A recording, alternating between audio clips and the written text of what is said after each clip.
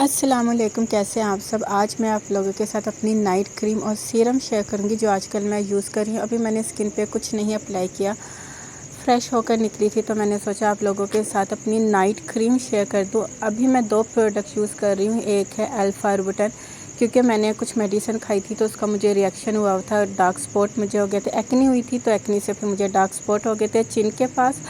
तो यहाँ पर मैं ट्रिगो का अल्फारबुटन यूज़ करूँगी, राइस एक्सट्रैक्ट्स के साथ है। बहुत अच्छा है, काफ़ी बार आप लोगों के साथ शेयर कर चुकी हूँ। डार्क स्पॉट के लिए बहुत अच्छा है, ब्राइटनिंग लाइटनिंग के लिए बहुत अच्छा है, क्योंकि अल्फारबुटन सबको पता है स्किन पे क्या काम करता है। ठीक है, अभी आप लोग देख रहे हैं मेरी स्किन काफ़ी क्लियर हो चुकी है। जस्ट मेरी जो चिन पे डार्क स्पॉट है ना, जो मेडिसिन का रिएक्शन है उसके लिए मैं ये यूज़ कर रही हूँ।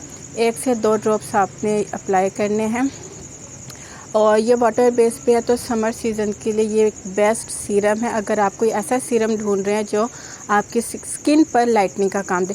सेकंड जो प्रोडक्ट मैं यूज़ कर रही हूँ वो है नाइट क्रीम। मैं ये क्यूट ई की नाइट क्रीम यूज़ कर रही हूँ। ये विजिडम की है।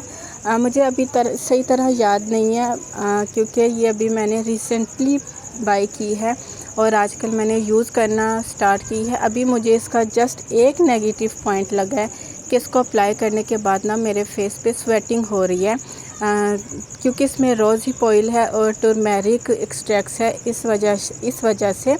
तो बाकी वर्क करती है या नहीं डार्क स्पॉट के लिए, क्योंकि टर्मेरिक है, आपको पता है डार्क स्पॉट और एक्ने के लिए कितना बेस्ट काम करती है। लेकिन अभी जस्ट मैंने इसको यूज़ करना शुरू किया है। नाइट टाइम काम करती है या नहीं वो मैं आपको बताऊंगी डिटेल से अपनी लॉन्ग वीडियो में। आप लोगों के साथ शेयर करने का मकसद ये होता है कि मैं आप लोगों के साथ आप लोगों को वही प्रोडक्ट बताती हूँ जो मैं यूज़ करती हूँ और मैंने ख़ुद बाय किए होते हैं। तो यहाँ पे मैंने जस्ट 2 प्रोडक्ट यूज़ किए हैं और इससे ज़्यादा मैंने कुछ नहीं अप्लाई किया।